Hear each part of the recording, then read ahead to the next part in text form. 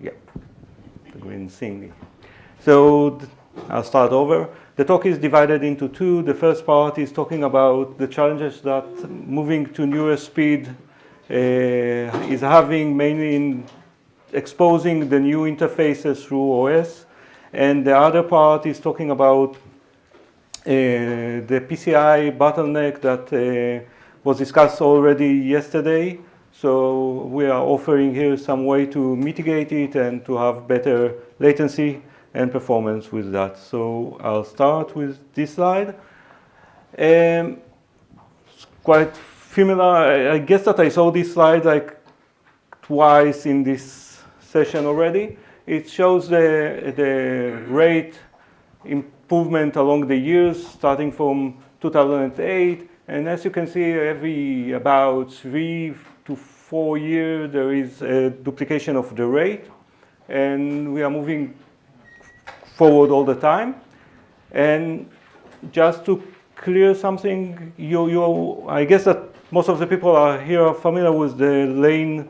So the speed is always for a single lane, and there are multiple lanes.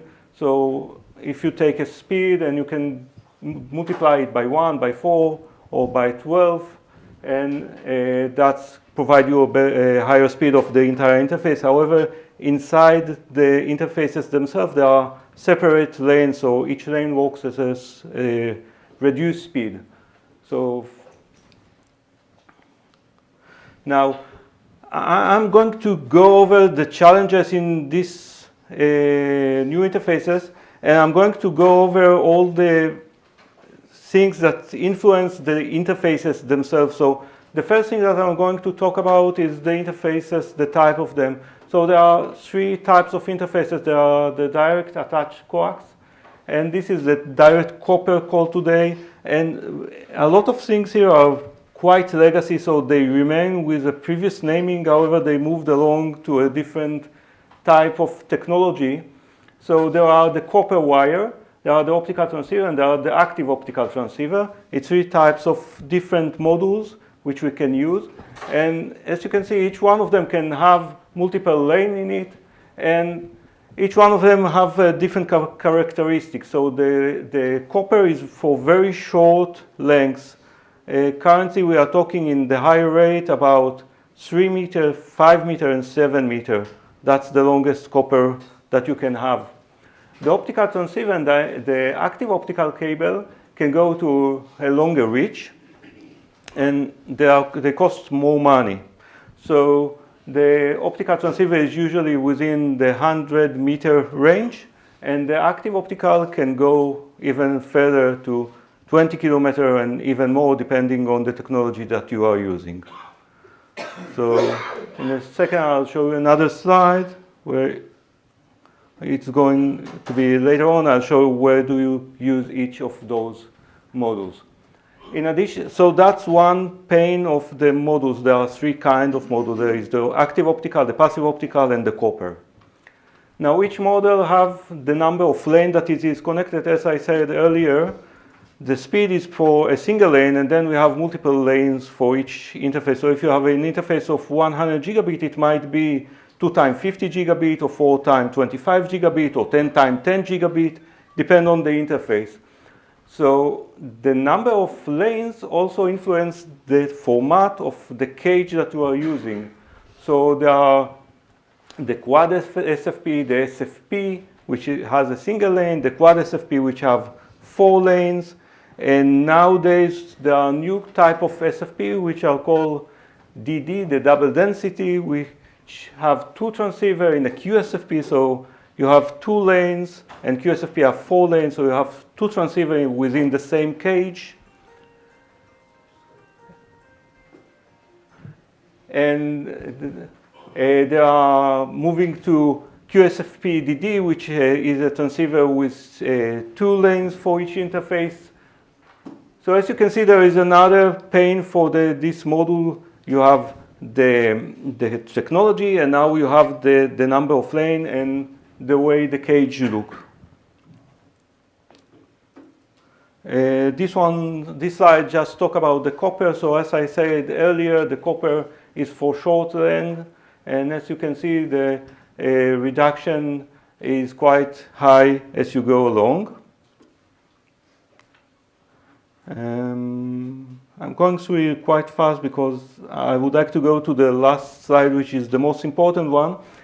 As I said earlier, there are the copper cable, which connects usually the TOR to the host themselves. So it's a very short cable, 3 to 7 meters. And then you connect it through the spine and the leaf with a fiber for 30 meters or even 100 meters or more if needed. Another thing that influences the type of module is whether it is a single mode or a multi-mode. So there are two types of fiber. There are the single mode fiber and the multi-mode fiber, and they have different characteristics. The light disperses in a different way in a single mode versus a multi-mode. So you cannot use both of them, and I have this comparison here, where you can see that in a multi-mode, you can have, it's much cheaper. The multi-mode is much cheaper than the single mode. However, in a single mode, you can get to a longer reach, and it uses different wavelengths. You can use WDM there in an easy way. So it depends on the way that you would like to connect your infrastructure. In addition, there are some error correction technology. So there is first of all, there is the BER, the bit error rate. So every one of this interface is having some BER. Every once in a while, there is a bit which flips over and you have to correct it. And usually we try to be with a BER which is less than 10 to minus 12. That's our expectation. And in order to achieve that, usually you have to send it in copper in higher energy, and you usually use the FEC, the forward error correction. So for forward error correction, we usually use Reed-Solomon or Firecode, and that adds some extra additional information on top of the original information, and by that extra information, we can then discover if there were an error and try to correct them. So after all this intro, we end up with this slide. This slide describes a transceiver or module. Now, as you can see, the module you probably all have seen that already. When you see a transceiver, you have some coding on it, and this is the encoding of that. So there is the speed, the number of lane that it is using, the type of the technology that it is using, and you end up with something like that, 25 gigabit base CR, which is copper, and the type of encoding, whether it's 6466 or other encoding. And all that was an intro. I have another slide about it. So as you can see, there are many protocols with many types of modules, and they're all standard. And it ends up in this.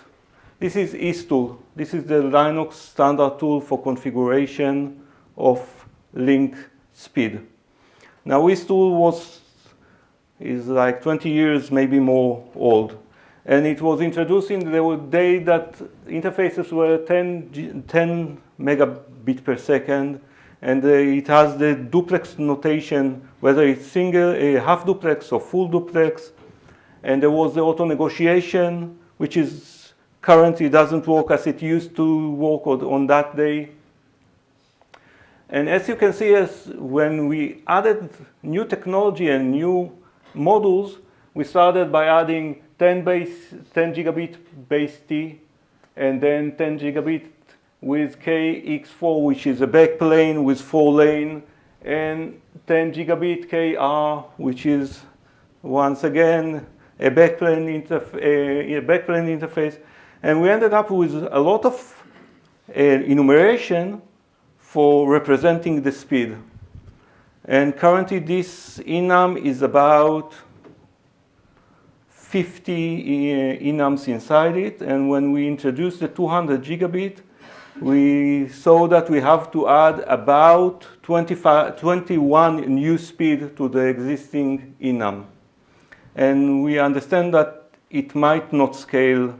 So, yep, we are running out of bits. So,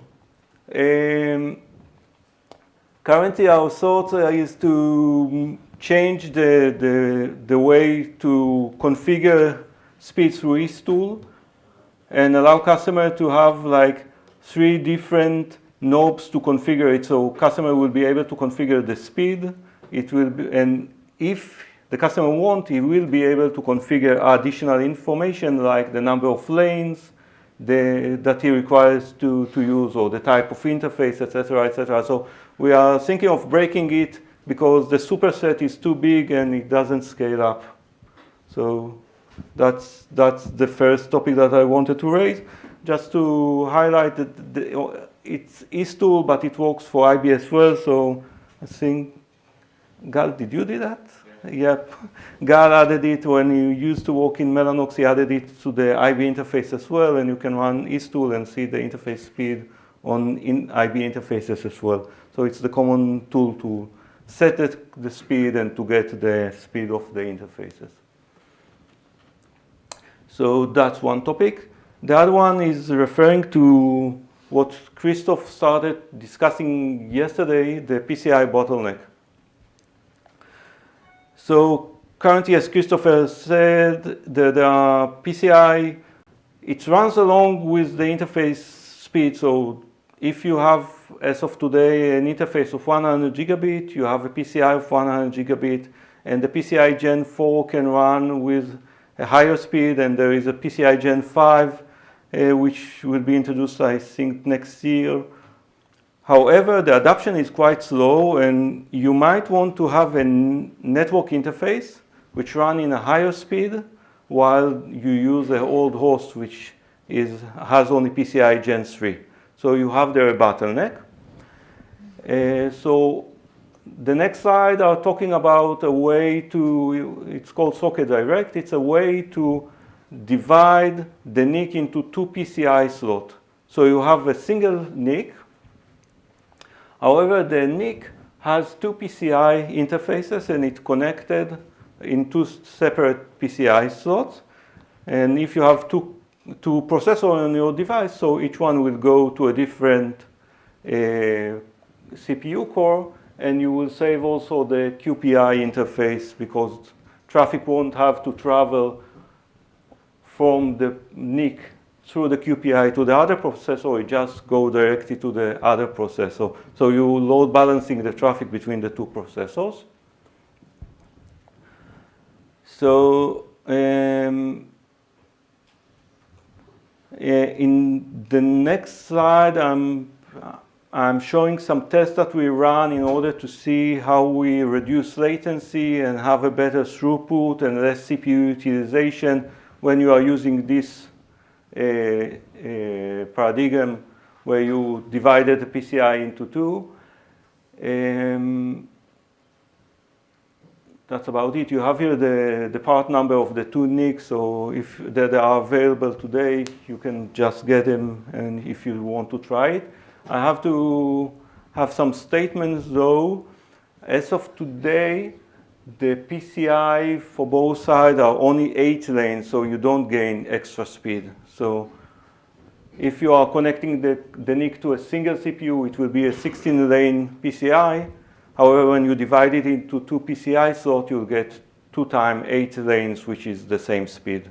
So no speed improvement. However, it can be done later on if. Going to the software model, we have here a single PHY mode, and then we have a hardware bond which is done inside the device, and 2 PCI. So there are 2 different physical functions. There is physical function 0, which connects through ETH0 and go to the host, and there is another PCI device you're having two NET devices. We are not combining the two PCIes into a single NET device. There are two NET devices. And for TCP/IP traffic, you select the port that you would like to get out from. And on the RX, there is an RFS here, which directs the traffic back to the host. So if you send the traffic from here, somebody adds here a rule to direct the traffic back to you, so you'll get your reply, because you don't want to get a reply for packet sent from here through the other interface. Because we assume that these two interfaces are running on a different processor. We don't want to use the QPI for that. And for RDMA traffic, for Rocket traffic, there are few ways we can either decide by ourselves, or the user can decide he can take the decision on which interface to open the QPI, and by that decide on the PCI to use according to the CPU that he is currently using. So in the test that I'm going to show in the next three slides, we have three models. We have the local CPU test, where we send traffic from one CPU to the other, not using the QPI. Then we have the remote CPU test, when we send traffic from CPU through QPI to the other side. And the last test is the socket direct, when we send traffic from both CPU to both CPU using socket direct. So this is the first test, is the latency test. And as you can see, this is the remote CPU to remote CPU latency, 250 microseconds. If it's a local CPU to a local CPU, you get something in the range of 80 microseconds. And if it's using the socket direct, it's even reduced. And the reason is that both CPU are sending traffic at the same time, because they are using different PCI. So the latency is even lower than the latency of a local CPU to a local CPU. The second slide is about the CPU utilization. If you are sending from a remote CPU to a remote CPU, then the CPU utilization of the local CPU is the highest, because he handles his traffic and the remote traffic. If you are sending local to local, it is lower. And once again, if you are using the socket direct, both CPU are working, so the utilization is lower. And the network throughput, once again, if you are using socket direct, you get the highest throughput. If you are using the remote to remote, it's the lowest throughput, because all the traffic has to go through the QPI. And even if you go through a direct, it is better, but not as good as socket direct, because here you let the hardware to handle the traffic from both CPU. So as you can see, even if you are not looking for higher speed, you still gain latency and CPU utilization by using the socket direct. This is the test bed that we are using for that test. And that's about it. That's concluded. And we are on time for break. Yep. Questions? Or? So on your chart for the multimode for WDM, it had an asterisk. What's that for? So usually you use the single mode for WDM. However, there are some new technologies that are using multimode for short range and using WDM. So it's quite expensive, but I guess that in a few months to a year you will start seeing that. But it's still less than single mode? Yep. And then after HDR, what's the next one on the roadmap, and when do you expect that to show up in the world?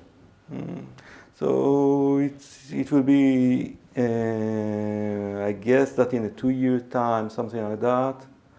And currently it's 50 gigabit per lane, and the next one will be 100 gigabit per lane. So like 400 gigabit. Yeah. So it's about 3 to 4 years between technologies.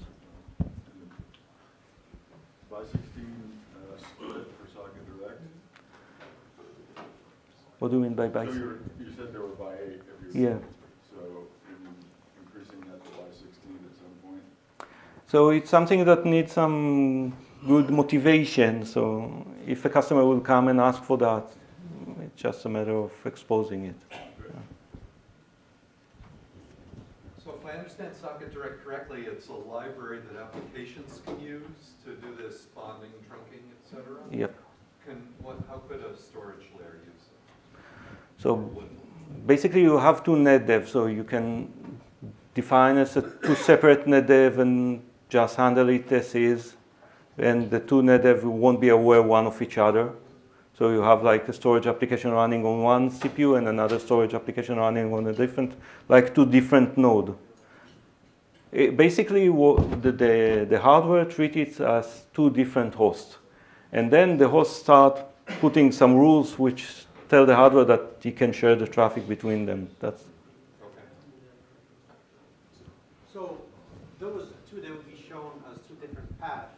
The upper layer, like for multipathing on Linux, so it's just like if you have two separate Yeah. right? Yep.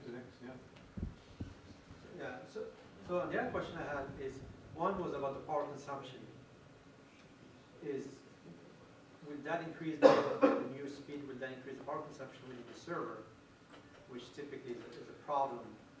as of yeah, the power consumption is quite high. As of today, normal PCI slot standard PCI slot has 25 watts, and when we move to the new speed or to the smart NIC, the 25 watt is not enough. Lucky us, all of the hosts we are familiar with are providing more than 25 watts. So the host is capable of handling the higher speed, and I guess that's the way it should go. The higher speed require more energy, and therefore it will cost in more power.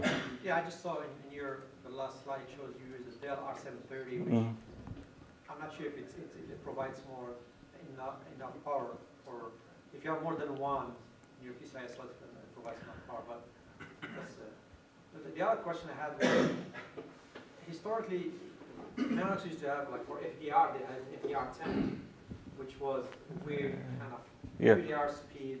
Let's call it FDR encoding. And then are they going to have like an HDR 100, which will be like an EDR speed with HDR encoding? Or it's the same? Or is it the same? That was just a quirk because we 66, 64 bit transition. Okay. So, but they're still going to have, I mean, is the HDR 100 is going to be this? Is it something that will exist? There are no such plan. I mean, we'll go directly to. There's an option for 2 lane. For 2 lane of HDR. Yeah. So 100. HDR 100. Yep. So you can have a single lane, which is 50, 2 lanes, or 4 lanes, which is 200.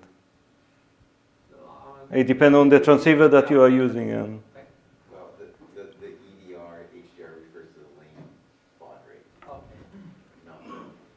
the cable number of velocity, not the number of lanes. So when it says HDR 100, we use 2 lanes and 50 baud. So you have single lane is 50 gigabit, or 4 lane is 200 gigabit, and here in the middle you have 100 gigabit, which is HDR with 2 lanes.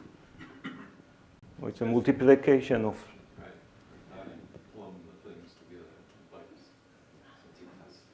That's the reason that we are trying to hide it from EastTool. Otherwise, just get complicated. The user usually wants that speed, and that's about it. It doesn't care about the amount of lane or whether it's a copper or backplane. So physically, how does this NIC connect to 2 PCIs?